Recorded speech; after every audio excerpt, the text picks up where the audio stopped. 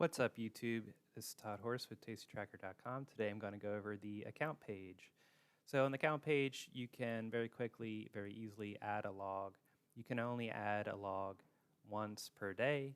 So if you already added one for that day, you're going to want to click on the little cog here and hit edit or delete and then add your new log.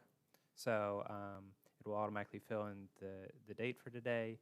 You can put in your net liquidity, your cash, your buying power, extrinsic value, collateral, deposits, and any notes you have. For people using like Robinhood or something, they may not know the difference between net liquidity and cash and buying power. Basically, all these fields are optional anyway, so you can put it in whichever field you want. But cash is basically, if you're selling options, your account is going to be higher, but you don't have access to all that money because it's held as collateral until you actually, those options expire and you receive all that money, or you end up buying them back. The buying power, obviously, is how much you have in your account. So in Robinhood, if you click on the top right corner, you'll see how much you have the ability to buy. Net liquidity would be sort of your account value in Robinhood. But in Tastyworks, these are the actual names of these values: net liquidity, buying power, and cash, as well as a lot of other brokers. Extrinsic value, again, some of your brokers may not be showing you this figure, but this is helpful to see sort of how much you've got out there. Collateral actually comes from the options tab. It'll total up all the collateral you have.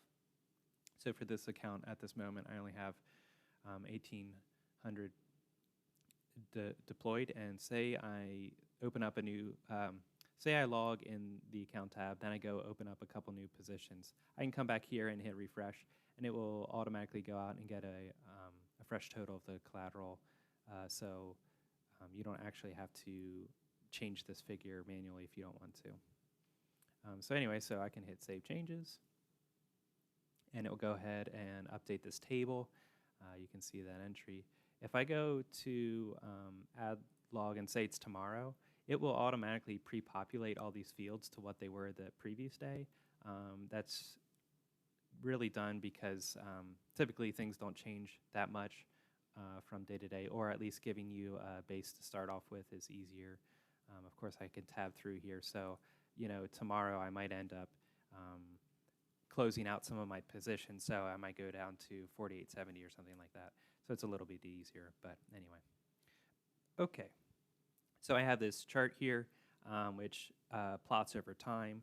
You can show different amount of entries and then page through those. So if I show the past 180 entries or 365 entries, so if you do this every single day, especially that the market's open, that would be over a year's worth of data showing up on this chart. But I default to 30, so that way it doesn't get too zoomed out, and so you can really tell and see the gyrations in the line. But anyway, so yeah, hovering over any bullet point here will give you the sums for that day. You can click on the series to cancel those out. So I can really hone in on what my net liquidity is. You can see this account basically hasn't gone anywhere since October. Okay, now over to the table. It's pretty self-explanatory. The date, net liquidity, cash, buying power, extrinsic value, deposit, collateral, the dollar, and percentage change between each day. And then I have a weekly percentage change. So this will total up for that week. And so, yeah, you can see last week I ended up with a 6% return. The entries that have notes will look like this, where it's a double row and take up as much space as it needs. The only other thing really here to point out is I highlight in gold, silver, and bronze your top entries for this page. So each page will have this. So yeah, if I page over to 2 and 3, it'll show the gold, bronze, and silver for that day. But anyway, those are obviously your highest amounts. So you can sort of jump out and say, oh, okay, at one point here I had net liquidity of 2,200, and now I'm down to almost 2,100. So anyway, you can say, what did I do? That I lost $100 or whatever. Okay, so let's see if there's anything else. I think that's really it. If you have any questions, let me know, and I'll see what I can do. Thanks.